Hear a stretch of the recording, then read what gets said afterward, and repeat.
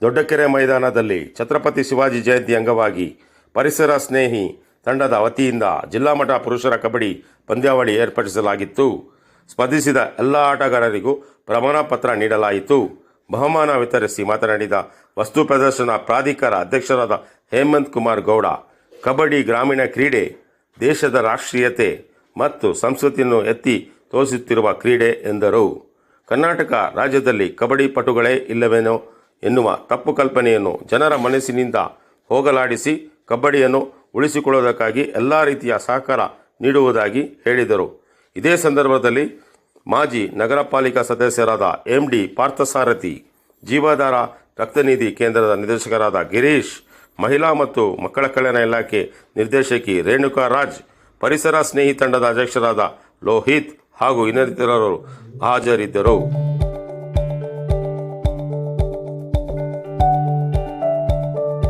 2021ನೇ ಸಾಲಿನ ಮೈಸೂರು ಜಿಲ್ಲಾ ಪತ್ರಕರ್ತರ ಸಂಘದ ಡೈರಿ ಮತ್ತು ಕ್ಯಾಲೆಂಡರ್ ಬಿಡುಗಡೆ ಕಾರ್ಯಕ್ರಮ ಹಮ್ಮಿಕೊಳ್ಳಲಾಗಿತ್ತು. ಸಚಿವ ST ಸೋಮಶೇಖರ್ ಮೈಸೂರು ಪತ್ರಕರ್ತರ ಸಂಘದ ಡೈರಿ ಹಾಗೂ ಕ್ಯಾಲೆಂಡರ್ ಬಿಡುಗಡೆಗೊಳಿಸಿ ಬಳಿಕ ಮಾತನಾಡಿ, ಸಂಘದ ಅಧ್ಯಕ್ಷ ರವಿಕುಮಾರ್ ಅವರು ಪತ್ರಕರ್ತರ ಹಾಗೂ ಸಂಘದ ಅಭಿವೃದ್ಧಿ ಮಾಡುವಂತೆ ಬೇಡಿಕೆ ಮುಂದಿಟ್ಟಿದ್ದಾರೆ. ಎಲ್ಲವನ್ನು ಈಡೇರಿಸುವ ಕೆಲಸವನ್ನು ಪ್ರಾಮಾಣಿಕವಾಗಿ ಮಾಡುತ್ತೇನೆಂದು ಭರವಸೆ ನೀಡಿದರು. ಸಂಸದ ಪ್ರತಾಪ್ ಸಿಂಹ ಮಾತನಾಡಿ, ಪತ್ರಕರ್ತರ ಸಂಘ ನಿರ್ಮಾಣಕ್ಕೆ ಮೂಡ ಅಧ್ಯಕ್ಷರಾದ HV ರಾಜೀವ್ ರವರು ನಿವೇಶನ ನೀಡುವ ಕುರಿತು ಪ್ರಸ್ತಾಪ ಇಟ್ಟಿದ್ದು, ಅದಕ್ಕೆ ನಿವೇಶನ ನೀಡುವ ನಿಟ್ಟಿನಲ್ಲಿ ಸಾಕಷ್ಟು ಪ್ರಗತಿಯಾಗುತ್ತಿದೆ. ಮುಂದಿನ ದಿನಗಳಲ್ಲಿ ಅದನ್ನು ಕೂಡ ಘೋಷಣೆ ಮಾಡುವ ಒಂದು ಹಂತ ಬೇಗ ಬರಲಿದೆ ಎಂದರು. ಕಾರ್ಯಕ್ರಮದಲ್ಲಿ ಮೈಸೂರು ನಗರ ಅಭಿವೃದ್ಧಿ ಪ್ರಾಧಿಕಾರದ ಅಧ್ಯಕ್ಷರಾದ HV Rajeev, Siddharth group of companies manager Karim, ಸಂಘದ ಅಧ್ಯಕ್ಷ ST ರವಿಕುಮಾರ್, ಪ್ರಧಾನ ಕಾರ್ಯದರ್ಶಿ ಸುಬ್ರಹ್ಮಣ್ಯ ಸೇರಿದಂತೆ ಪತ್ರಕರ್ತರು ಭಾಗಿಯಾಗಿದ್ದರು.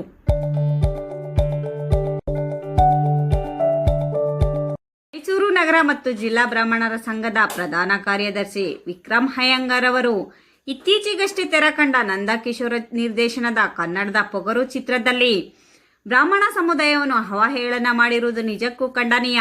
ಇಂತಹ ಜಾತಿ ನಿಂದನೆಯ ಚಿತ್ರವನ್ನು ಯಾರೂ ನೋಡಬಾರದು. ಬ್ರಾಹ್ಮಣ ತಿರುಗಿ ಬೀಳುವುದಿಲ್ಲ ಅನ್ನುವ ಆಲೋಚನೆ ಇದ್ದರೆ ಅದು ತಪ್ಪು ಕಲ್ಪನೆ.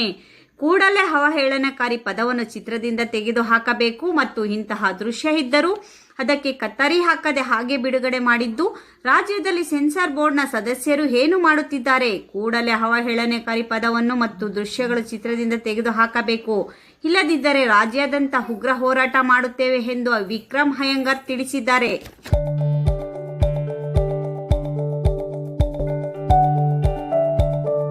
ನ್ಯೂ ಆಕ್ಸ್ಫರ್ಡ್ ಪಬ್ಲಿಕ್ ಸ್ಕೂಲ್ ಸೃಜನಾತ್ಮಕ ಶಿಕ್ಷಣಕ್ಕಾಗಿ ನವೀನ ದೃಷ್ಟಿಕೋನದ ಶೈಕ್ಷಣಿಕ ಮಂದಿರ. ಬೇಬಿ ಸಿಟ್ಟಿಂಗ್ನಿಂದ SLC ತರಗತಿವರೆಗೆ ಮಗುವಿನ ಸರ್ವತೋಮುಖ ಬೆಳವಣಿಗೆ, ಅಭ್ಯಾಸ ತರಗತಿಗಳನ್ನು ನಡೆಸಲಾಗುತ್ತದೆ. ಕನ್ನಡ, ಇಂಗ್ಲಿಷ್, ಹಿಂದಿ ಭಾಷೆಗಳನ್ನು LKGಯಿಂದಲೇ ಕಲಿಸಲಾಗುತ್ತದೆ. ರಾಜ್ಯ ಪಠ್ಯಕ್ರಮದೊಂದಿಗೆ CBSE ಪಠ್ಯಕ್ರಮ, ಉತ್ತಮವಾದ ಗಾಳಿ ಬೆಳಕುಳ್ಳ ವಿಶಾಲವಾದ ಕೊಠಡಿಗಳು, ಮಕ್ಕಳು ಶಾಲೆಗೆ ಬರಲು ವಾಹನ ಸೌಲಭ್ಯವಿದೆ. ಉತ್ತಮ ಶಿಕ್ಷಣಕ್ಕಾಗಿ ನ್ಯೂ ಆಕ್ಸ್ಫರ್ಡ್ ಪಬ್ಲಿಕ್ ಸ್ಕೂಲ್, ಗೋವಿಂದಪ್ಪನವರ ಬೀದಿ, ಶ್ರೀರಂಗಪಟ್ಟಣ.